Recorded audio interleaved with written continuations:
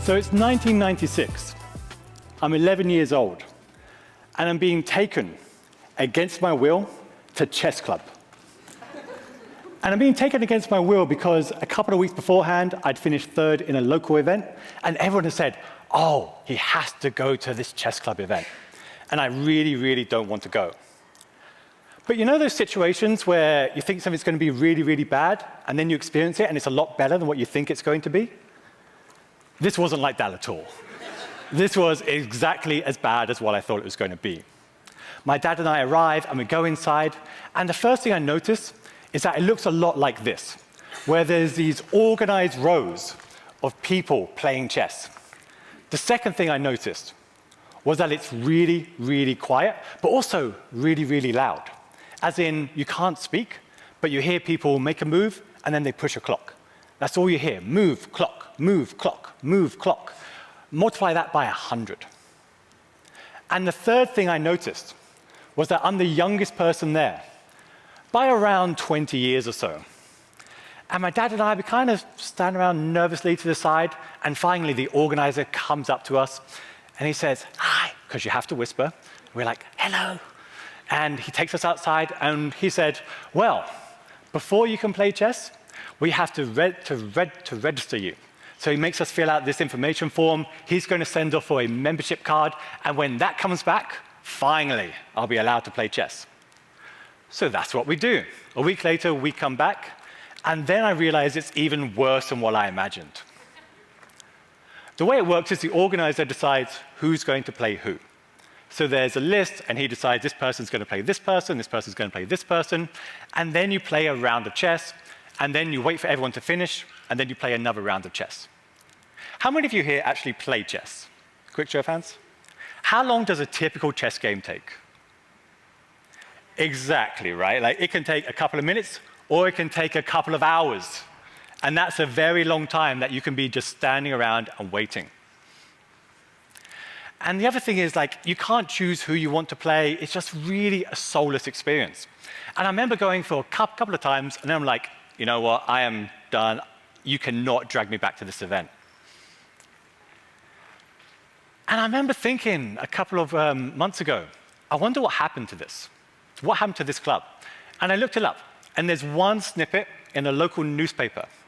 And it says that the chess club is closing down, and there's a quote from the organizer saying that our members have aged out, which I think is a euphemism. And he also said, it's impossible to get kids to play chess today. Kids today, and I quote, are too busy listening to records, going on the internet, and watching TV. And I felt quite sad when I read that quote, because I think everyone, if they start any kind of club, has good intentions for it. And it's always sad when that doesn't work out. But what's even sadder is that he is absolutely 100% wrong. Chess has never been more popular than what it is today. I don't know if you've noticed, but chess is absolutely thriving. I can go to a different chess club event every night of the week in London and in many major cities around the world. You can even start a chess club by accident. This is James. I met James, I think, around 9 months ago. A couple of years before that, James did something interesting. He took a chessboard out into the center of London and challenged people to a game. That proved to work quite well. And so the next week he did it again and again. And gradually more and more people began showing up every single week. And it got bigger, and it got bigger, and it got bigger, and it got bigger. And now it's one of my favorite events to go to. And part of why it's one of my favorite events to go to is because it's absolute anarchy for a chess club. And what I mean by that is that you walk around, and if there's an open board, you sit down and play. What I mean by that is that you don't know the names of anyone that you're playing with. There's no registration, no payment. People just come and they play. And we've got such a diverse range of people that come. There are homeless people that come and play, and also the UK's top chess player that occasionally comes and play. And what's remarkable about this is that I'm willing to bet that if James had said, whoa, whoa, stop what you're doing, everyone, come into a community hall, because I need to register how many of you there are. and make sure you're in our Salesforce database. I need to count how many games you're having and how many conversations you're having. I'm willing to bet that wouldn't have worked anywhere near as well. And so I think the lesson from this is that it's very easy, even accidentally, to take what we love and put it in a cage.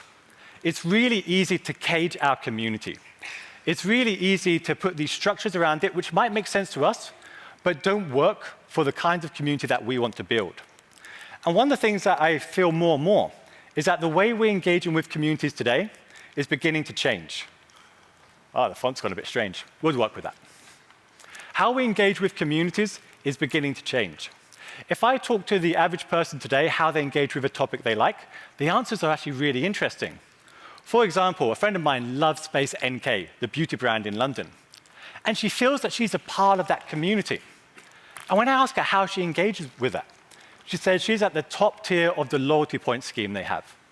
She will sometimes respond to comments on their Facebook page, participate in the reviews, and occasionally attend events that they're hosting. And that's it. Another friend of mine considers themselves a part of the Bose online community. But he only participates in reviews, reading reviews, responding to reviews, creating his own reviews, and occasionally participates in comments on YouTube posts. Another friend of mine is affected by cancer at the moment. And when I ask her, where do you go to for advice? What she says is that she goes to the Instagram comments. There are some influencers that she follows, and she goes to the comments of these pages to figure out who she wants to engage with and get support in that way.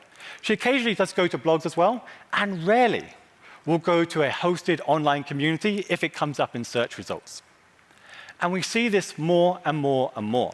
And we haven't even gotten to the subreddits yet, where there are, 632,000 spreadsheet warriors today that are just hanging out there, answering questions about Excel in their spare time. Or AWS, where there's 250,000 questions on a Stack Overflow site right now today. And I think this is becoming more and more representative of how we engage in communities. Or think about us. I think maybe we are the best example of this trend today, where as community professionals, where do we go to engage with each other? CMX is great, but I don't think it's the only place in this industry we're in. I think we go to different influencers, different blogs, different meetup groups, different activities, different websites. I think community is everywhere for us, and that's where I think we are today. I think right now, we are in the community everywhere era. And what I mean by that is that the needs we have are the same, but the preferences are different. The needs are the same, but the preferences are different. We still have the same needs we've always had. We still have that need to belong. We still have that need to learn and explore. We still have that need to get support and have that sense of influence. But the places where we go to today, where we prefer to go to today for these particular things, are different from what they used to be. More and more, we're seeing that if you want to belong, you go to group messaging apps, or you go to events or user group events. If it's learning, then you might go to influencers or take a course. If it's support, you might go to a hosted community or third-party site or even chatbots. And if it's influence, well, more and more we're doing that on our social media profiles. And so we have to adapt our approach, because a lot of the strategies and the techniques which worked just 10 years ago don't work so well today. They're starting to look a little archaic today. A great example of this was Athleta.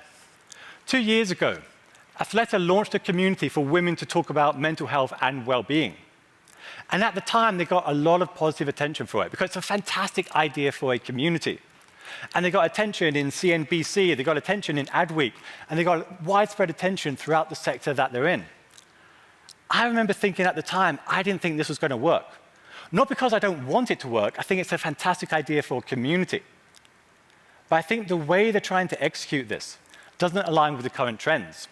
And so it wasn't a surprise 2 years ago when they closed it down, probably in favor with what might have worked in the first place. And if we don't adjust our approach, we're going to see more and more communities suffer this same fate. And so fundamentally, preferences have changed. In fact, they've changed again. and they're going to change again and again and again. And we have a choice between pursuing a member-centric approach, an organization-centric approach, or a member-centric approach. And the differences there are huge. And we have to think about what we need to adapt in our communities at the moment. Take groups. In the past, it used to be really common to have all these successful hosted subgroups within a community. Not that long ago, we did a study of this. And what we found is that less than 5% of these had any meaningful level of activity. On the surface, they all look like they're doing incredibly well.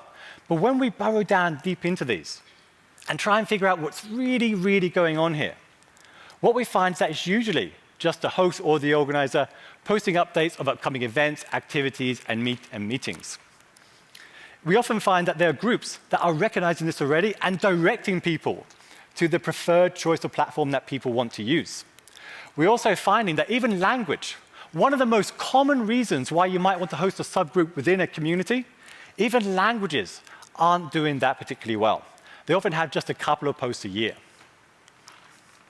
And I think part of this is that hosted subgroups are different. They're often a smaller version of the forum. But the thing is, in forums, we want to have debates. But in groups, we want to chat. And what I mean by that, if I go to any WhatsApp group that I'm a part of and say, hey, how's it going, everyone? I'm going to get responses like, it's going good, Rich, how are you doing? If I post that in a forum, I'm going to get banned for wasting everyone's time. And that's the way it should work. There's different preferences for different needs that we have. Or take knowledge. How we share knowledge has fundamentally changed from what it used to be. It wasn't that long ago where people would set up these knowledge bases on a hosted community site and hope that their members would contribute to that. But today, these are increasingly relics of a bygone era. In fact, where people share knowledge today is usually in platforms where they have more control.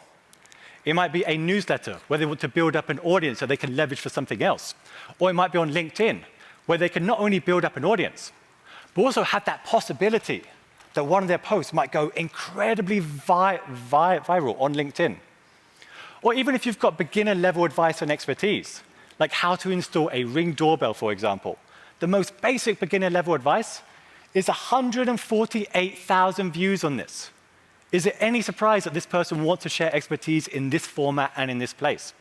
Even the most basic stuff, how to tie a tie, 53 million views, and the quality is not even that good. Or imagine you're an expert in something complex like Salesforce or SAP. Where are you going to share your advice? You could post it in discussion threads or in a knowledge base, or you could create your own course. And if you create your own course, you might have 29,000 students paying £60 for it. That's what, 1.8 million pounds, 2.3 million US? Even when you factor in Udemy's cut, discounts, and whatever, the author is clearly clearing around $1 million here just from this course alone. That's where people want to share knowledge today. And I think the lesson is that, like water, your members are going to follow the path of least resistance. They're going to follow the most convenient path to achieve their goals. And the more we try to go against that, the more we try to fight the preferences of our members, the less successful we're going to be. So we don't fight the preferences of our audience. What we can do instead is change how we think about community and have a much better opportunity than what we've had in the past. Previously, when we think about the types of engagement and where people go and the sentiment that people have, we've spent far too much time focusing on just 3 areas: superfans, learners, and people that are seeking support. Not exclusively, but a lot of us. But I think in the future, there's an amazing opportunity here, not just to focus on these 3 things, but to focus on all of this. I think there's a much bigger potential if we're willing to be a little bit more flexible in how we define community internally and externally. I think one of the biggest mistakes I've made, and I'm sure many others have made, is spending so much time telling everyone else you're not a community. Telling people that do Twitter or YouTube that you're not a community, or their Facebook page isn't a community, or your TikTok, that's not a community. But what happens when we do that? I think we end up on a tiny isolated island where it's just us. And we end up missing the boat. We end up missing all these trends that are taking place today. And this raises questions, like Lululemon, for example. They say that community is everything, but there's nowhere on that website where you could actually go to interact with other customers. Or take Nike. You can become a member of Nike, but you can't engage with other customers of Nike. Or take the Red Bull community. You can kind of read stuff there, but you can't engage with other people. Is this really a community? Or does that question even matter anymore? Well, I think if people are engaging with each other in some form, or if they feel that sense of brand sentiment, then that is a place where we need to be. But all of this fundamentally depends on the ecosystem you're in. I think the best analogy for this is the retail apocalypse at the moment, where retail stores at the moment for organizations are the perfect places where you would really want a customer to come, where you can customize the experience exactly the way you want and collect all that loyalty card information. But the problem is most customers, they want to go to Amazon and just click buy. And so that's the battle we're in, but it also means that not all retail stores are going to die, but it does mean in some sectors there's going to be a big impact, and in other sectors there's going to be far less of an impact. When we work with clients, one of the critical things that I think we all have to do with any strategy that we create is make sure it's aligned with the current trends of our members. We fundamentally have to make sure that any strategy that we create is aligned with the current trends of our members. And the way we do that is first deciding, is the community successful or not? By whatever North Star you're using, is the community successful or not? And the next thing we look at is the ecosystem beginning to change or not? Is it stable or is it beginning to change? And if your community is successful and the ecosystem is stable, that's fantastic. You can keep optimizing what you're already doing. If you're successful but your ecosystem is beginning to change, then you need to adapt. If you're not successful at the moment and your ecosystem is stable today, then you need to repair what's not working. And if neither of these things are in place, then you usually need to replace or repair or change what you're doing. And in the past, most of our work has been on optimizing and repairing communities. In the future, I strongly suspect that more of our work is going to be in adapting communities to the new trends. And this raises a question that comes up often, is does this mean that I need to engage with all our audiences on every platform that they use? And I think the simple answer to that is no. Of course not. That's not a strategic approach. It doesn't mean you need to follow your members on every platform that they use. What it does mean is you need to figure out what's happening in your ecosystem and figure out which trends matter to you.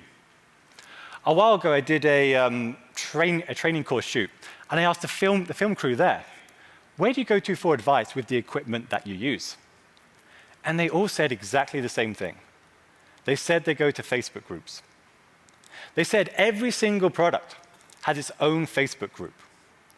And I think that's kind of interesting.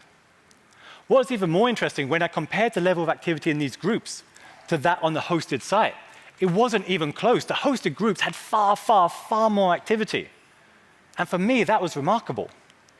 And so it really depends what your ecosystem is doing. So the way we think about this is first by the size of the audience. The bigger the audience is, the more that you can do. If you have a small audience, then obviously you can't have people engaging across every platform because there aren't enough people there to do it. But if you have a big audience, that is like fuel for a fire. There's more leaders that are going to emerge, more groups that are going to emerge, and you can take a more developed approach. The second thing we look at is how connected are they with each other? Even if you didn't exist, would they still be connected with each other or not? My film crew, for example, they are doing different jobs all the time, so they're connecting with different people all the time. Even if Sony didn't exist, they would still be engaging with each other. And so it really depends how connected they are as well. If they need you to connect them, then that's the role that you're going to have to play. Third is a type of engagement. Do they just want customer support? Or do they want to share job links with each other? Do they want to share multimedia with each other? Do they, as they want to do with the Sony film crew, share what they've done and get feedback on it so they can improve? Because that changes the type of platforms that you might want to use. And finally, what is the business ecosystem around this?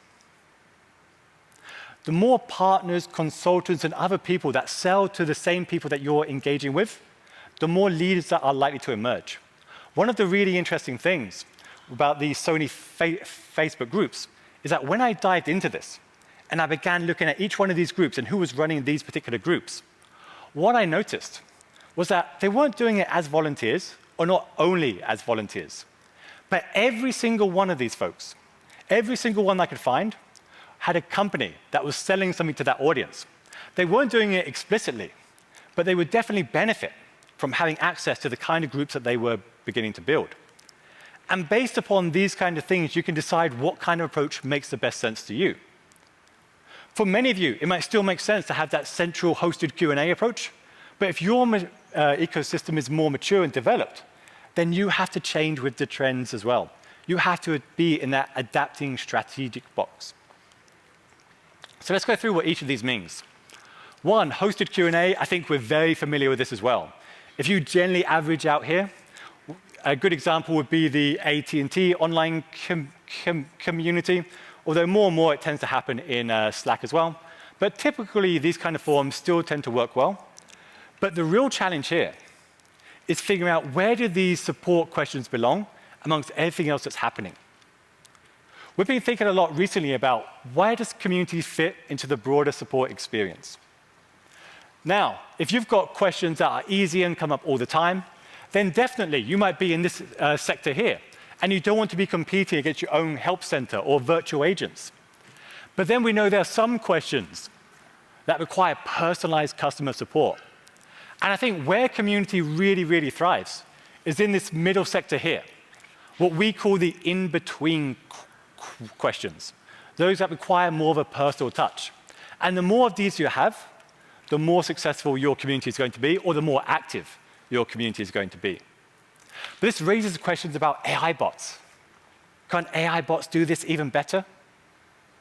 We've been looking at this too, and it's interesting what happens when you break down these in-between questions. What we notice is that these fall into 4 different buckets.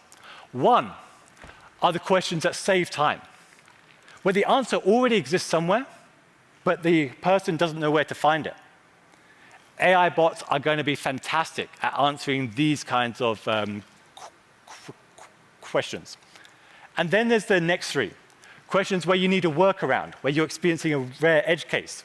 There's questions where you need the best answer, or questions where you need personal experience.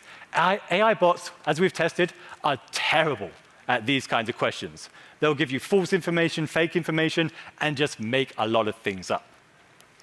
And one of the other challenges to resolve is to think about where does community fit into the broader support experience.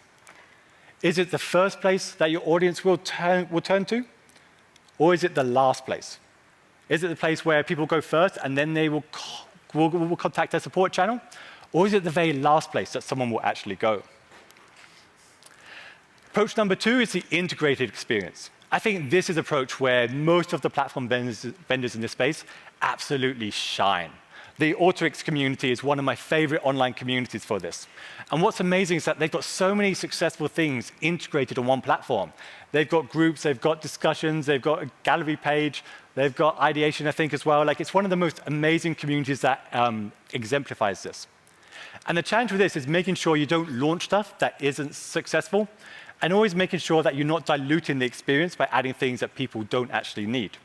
And being aware that at some point, your ecosystem might mature beyond this, which is when you might need a hub and spoke approach.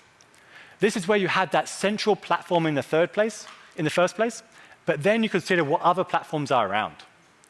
This is typically where there's a decision tree you go to decide what platforms you're going to engage in and why you're going to engage in those experiences. So a process we try to go through here is like this.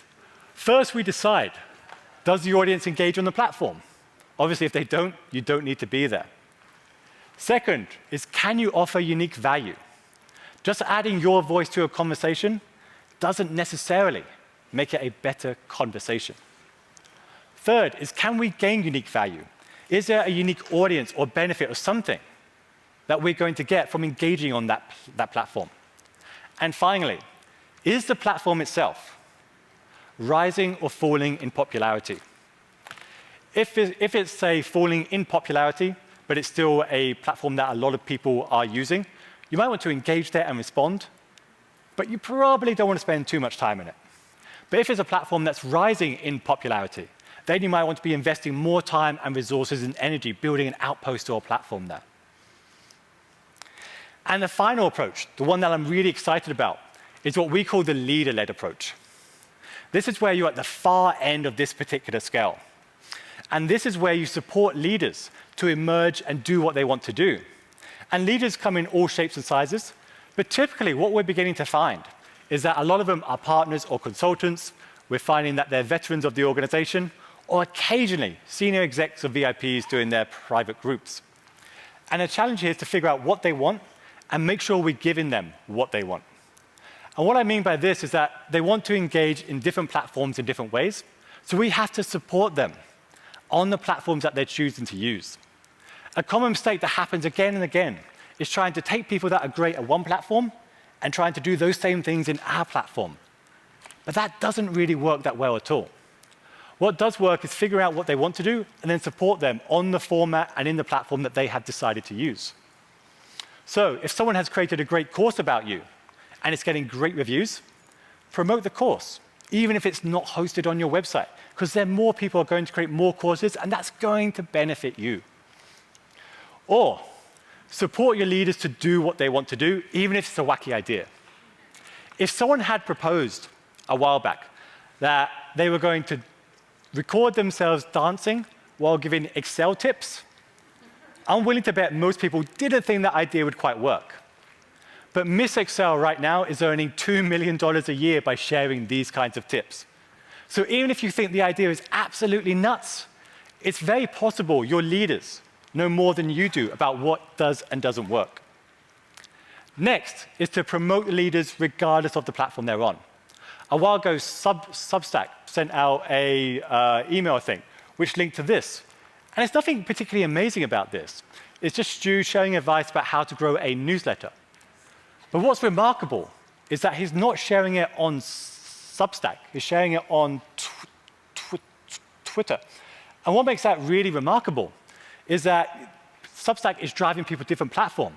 But it also means they're going to get more tweets from him, and they're going to spread the best knowledge around, regardless of where it was created in the first place. And so I think one of the things we can do here is take more of a Wikimedia approach. Wikimedia, I think, are often seen as like the grumpy old folks of the community home. But they do a really amazing job. Like, if you really look at what they're doing, they really do an incredible job. And what they have, instead of a centralized community page, they have a page like this, where you can get involved as a Wikipedia editor.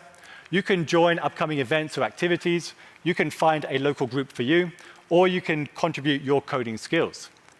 Why don't more brands have something like this, where anyone that is interested in becoming a leader for you or supporting you or becoming an influencer in your space can get resources, support, and visibility to do what they want to do?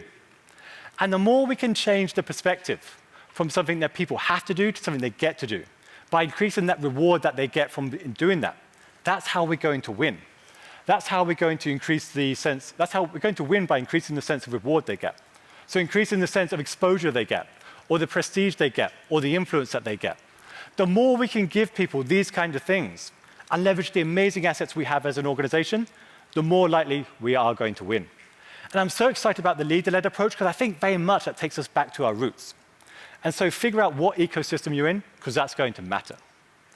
To wrap up, one, I think the way we're engaging in communities is definitely beginning to change. I think preferences are changing, but it's different for every single sector that we're in. So embrace these. Don't fight it. I think the more we try to fight against what's happening, the more we're going to lose. I think we can take a member-centric approach as much as an organization-centric approach today. Next, select the needs that you're going to satisfy. Is it going to be belonging, learning, support, influence? Figure out what those needs are, and then select the preferred platform for that. And finally, align your approach to the maturity of your ecosystem, whether that's a hosted Q&A approach, integrated, hub and spoke, or a leader-led approach. And I think if we do this, we're going to be more relevant in the future, even more than we were in the past. And I know that measurement as well is also a challenge that we have to solve. So I wrote a lot about this in one of my books. You can get the book for free right now through this QR code. And I just want to say, CMX, it's always an absolute pleasure to speak to you today. Thank you so, so much. I appreciate it.